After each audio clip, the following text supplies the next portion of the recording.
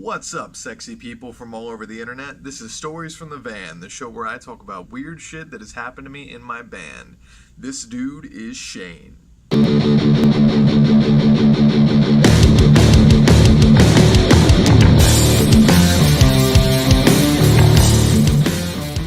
Sorry it's been a while, things have been busy in that whole life department, but I got a pretty good story for you. This is about probably the worst show I have ever played, but I know other bands have probably had much worse than I have.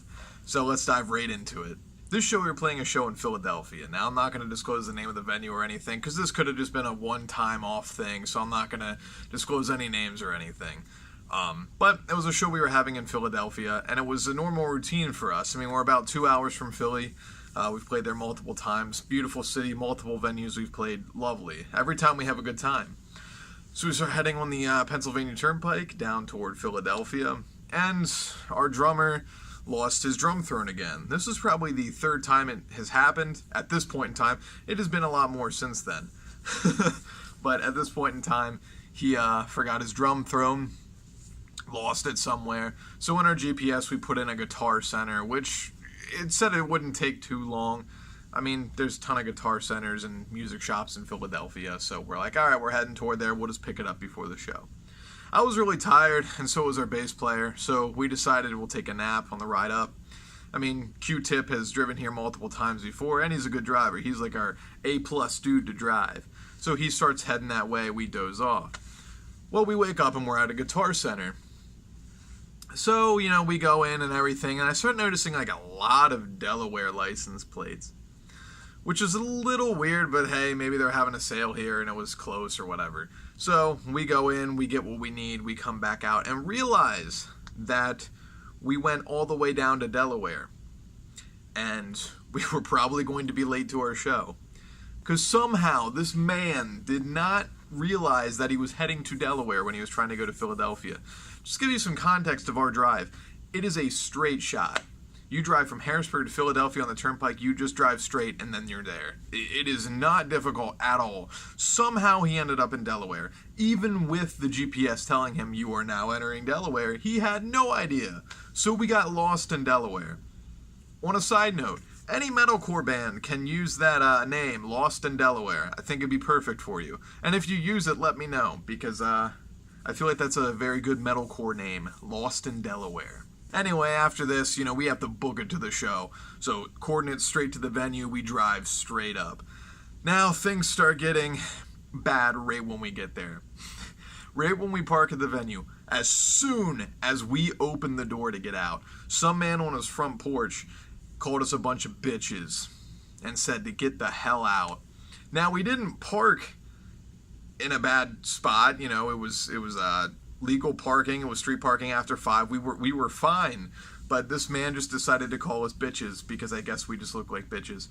To be fair, we do look like bitches, so maybe that was well deserved. So we're loading into the venue, and things are kind of going as normal, but then we see a bunch of ambulances going down the street and cop cars, and then we hear a whole bunch of people screaming and stuff. So we look down the street and someone got shot and died right down from the venue, right down from us. So we literally watched someone die, and that was horrifying.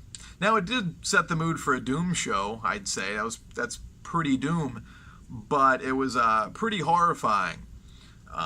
We are not the toughest of guys, and we aren't very good at handling things like that. So it was pretty scary, not gonna lie. Alright, so I believe we were about the third band to play. Things are going pretty good.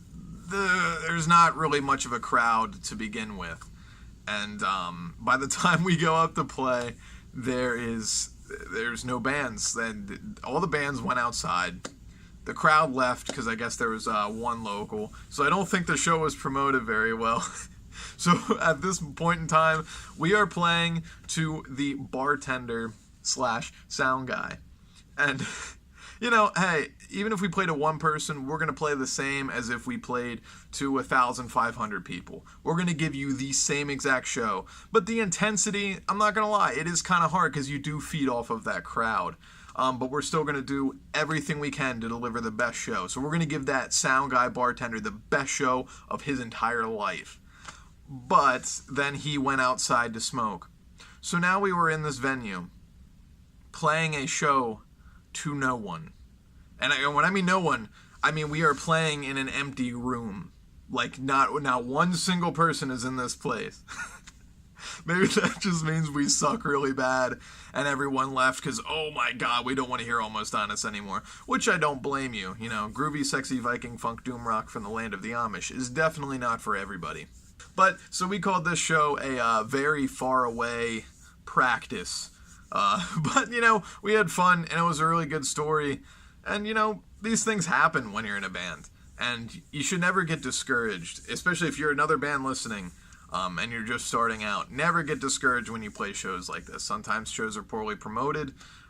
You play far away. Things happen. Maybe there's a better show that night. A bunch of factors. But never get discouraged. And these things happen. And always have a good attitude about it. Never go and act mean toward anyone or hostile. You know, these things happen. And, you know, it's a good story. And it was probably one of the worst shows we've played. Only because there was nobody there. But hey, I mean, practice is practice, and we got to go to Philadelphia, which we absolutely love. Alright, well that was another episode of Stories from the Van. I hope you enjoyed this story. I got a lot more, tons, and I'm gonna kind of keep that going. And like I said in the beginning, I know I haven't been uploading frequently. I think it might have been a month or two, because that whole life thing. But I'm gonna try to keep on a steady track to keep uploading more frequently and give you some good stories. Well, that is it. So peace out from the land of the Amish.